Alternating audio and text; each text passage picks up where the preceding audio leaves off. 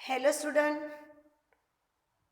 मैं मकवाना हितल मेरे अर्पण इंटरनेशनल परिवार की ओर से आपका इस में स्वागत करती हूँ। स्टूडेंट, नाइन्थ स्टैंडर्ड में जो महाकवि कालिदास का चैप्टर है उसमें भाग 1 और 2 हमने समझा, जिसमें हमने देखा कि महाकवि कालिदास कैसे ही युवा अवस्था में मूर्ख थे और उनको एक सुंदर राजकुमारी से विद्वानों पंडितों द्वारा छल कपट करके विवाह करवा दिया जाता है।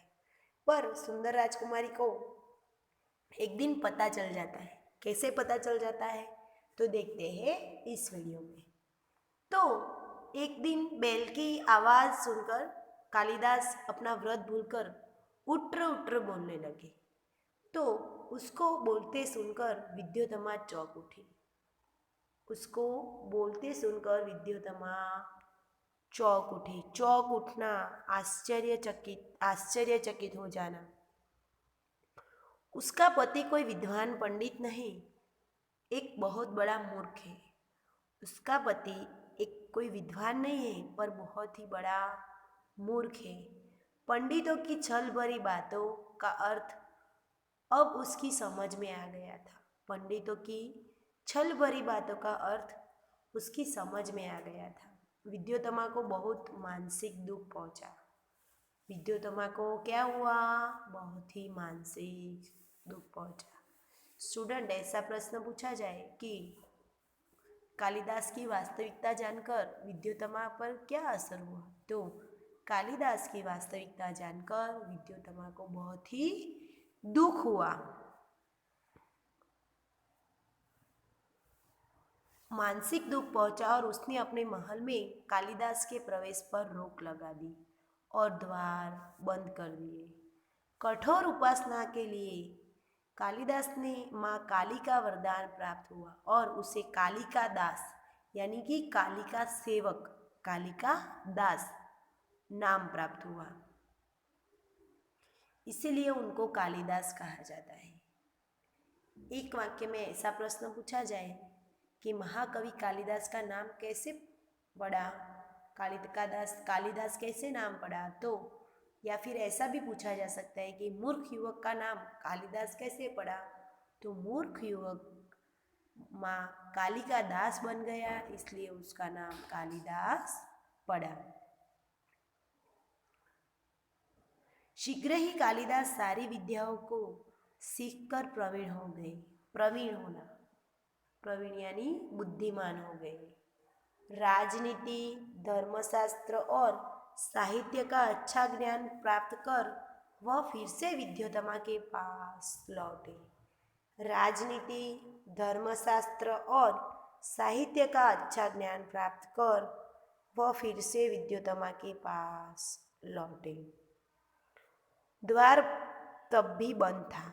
कवि ने अपने विद्वान होने के प्रमाण स्वरूप संस्कृत में द्वार खोलने के लिए विद्योतमा से प्रार्थना की। अनावृत कपाट द्वार देहि, यानी कि जो हमारे बीच में जो आवरण, जो अवरोध रूपी द्वार है वह तुम खोलो। अंदर से पत्नी विद्योतमा ने पूछा, अस्ति किश्चित वाग विशेष, यहाँ कौन से कारण से, कौन सी बात, विशेष बात के लिए आप आए हैं? तो इस पर महाकवि कालिदास ने क्रमशः कुमार संभव, मेघदूत और रघुवंश की रचना विद्योतमा को सुनाई। महाकवि कालिदास ने द्वार जाकर यानी कि महल वापस जाकर विद्योतमा को क्या सुनाया? महाकवि कालिदास ने द्वार वापस जाकर विद्योतमा को कुमार संभव, मेघदूत और रघुवंश की रचनाएं सुनाई। विद्योतमा को जब उनके पंडित होने का विश्वास हो गया तो उसने द्वार खोलकर महाकवि का स्वागत किया।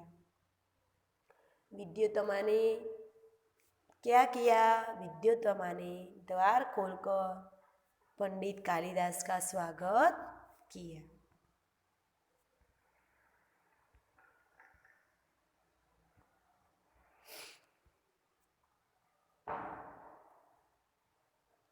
कालिदास को हर क्षेत्र का गहरा अनुभव था। प्रकृति का जैसा वर्णन उनके साहित्य में मिलता है वैसा कहीं नहीं मिलता। स्टूडेंट आपको ऐसा पूछ सकते हैं, इसमें से सविस्तार प्रश्न का उत्तर निकल सकता है कि कालिदास की रचनाओं की विशेषता क्या है। तो आपको ये सारा पूरा पैराग्राफ का अर्थ लिखना होगा, यानी कि 7 या 8 वाक्य लिखने होंगे। उन्हें प्रकृति के बिना मनुष्य जीवन अधूरा दिखाई पड़ता था। कालिदास की उपमाएं विश्वविख्यात है, उनकी कोई तुलना नहीं है, उसका कोई जोड़ नहीं है। जोड़ ना होना यानी कि उनका जैसा कोई न होना। चरित्र चित्रण यानी कि किसी इंसान के चरित्र का वर्णन करना। महाकवि कालिदास की तुलना नहीं की जा सकती, न भूतो न भविष्यति, न भूतो न भविष्यति। तो महाकवि कालिदास की तुलना नहीं की जा सकती, उनकी बराबरी कोई कर सकता नहीं है।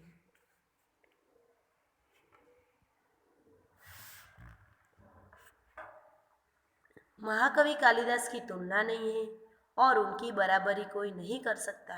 उनके पात्रों का व्यक्तित्व अपनापन लिए रहता है, हर बात बड़ी ही स्वाभाविकता से उपस्थित होती है। कालिदास अपने काव्य तथा नाटक के द्वारा बार बार यही बताना चाहते हैं कि राजा प्रजा का शासक ही नहीं, उसका रक्षक और पिता भी है।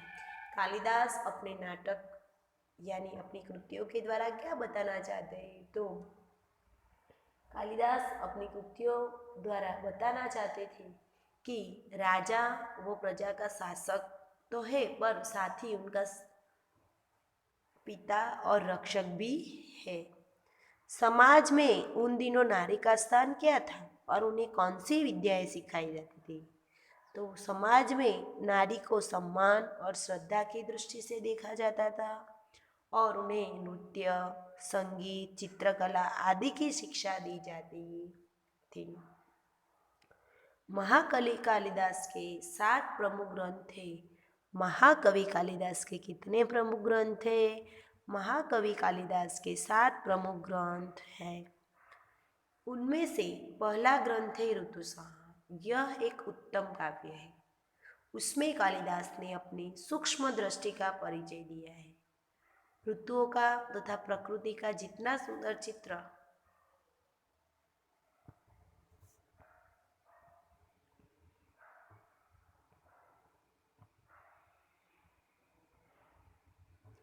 काव्य में है उतना कालिदास के अन्य ग्रंथों में नहीं है। स्टूडेंट, सर्वश्रेष्ठ ग्रंथ कौन सा है? तो ऋतुसंहार सर्वप्रथम और सर्वश्रेष्ठ ग्रंथ ऋतुसंहार है। और द्वितीय ग्रंथ कौन सा है? तो मालवी का अग्निमित्रम द्वितीय ग्रंथ है। तृतीय ग्रंथ यानी तीसरा ग्रंथ कौन सा है? तो विक्रमवर्षीय तीसरा ग्रंथ है। तो मालवी का अग्नि, आपको सविस्तार प्रश्न ऐसा पूछे कि महाकवि कालिदास की कृतियों का वर्णन कीजिए या आपके शब्दों में लिखिए, उनकी कृतियाँ और उसकी विशेषता लिखिए, तो आपको ये पैराग्राफ पूरा समझ के आपके मौलिक विचारों में लिखना है। पर इसमें जो दिया है वही, जो कृति है, जो कृति के पात्र है वही लिखने हैं। मालवी का अग्निमित्रम कालिदास का दूसरा ग्रंथ और पहला नाटक है। उसमें 5 अंक और विदिशा के राजा अग्निमित्रम तथा विदर्भ की राजकुमारी मालविका की प्रेम कथा है। तीसरा ग्रंथ विक्रमवर्षीय कालिदास का दूसरा नाटक है। इससे 5 अंक है तथा महाराजा पुरूरवा और उर्वशी की प्रेम प्रथा का चित्रण किया गया है। कुमार संभव का काव्य है और इसमें शिव पार्वती के विवाह से लेकर कुमार कार्तिकेय के जन्म और उसके द्वारा तारकासुर के वध तक की कथा का वर्णन है। कुमार संभव में किसका वर्णन है? कुमार संभव में शिव पार्वती के विवाह से लेकर कुमार कार्तिकेय के जन्म और उसके द्वारा तारकासुर के वध तक की कथा का वर्णन है। मेघदूत कालिदास का 5वां ग्रंथ है। यह भी एक खंड काव्य है और इसके शुरू में कालिदास ने बादल को दूत बनाकर कुबेर की नगरी अलकापुरी तक का मार्ग बताया है। मेघदूत कालिदास का 5वां ग्रंथ है और बादल को देवदूत बनाकर कुबेर की नगरी का कुबेर जो धन के राजा है वह। इसके उत्तरार्ध में यक्ष ने अपनी विरहिणी प्रिया को पहचानने के उपाय मेघ को बताए और अपना संदेश दिया है। इस काव्य के वर्षाकाल और विरह का वर्णन खूब निखरा है। इसमें भारत के भूगोल को भी अच्छी जानकारी दी गई है।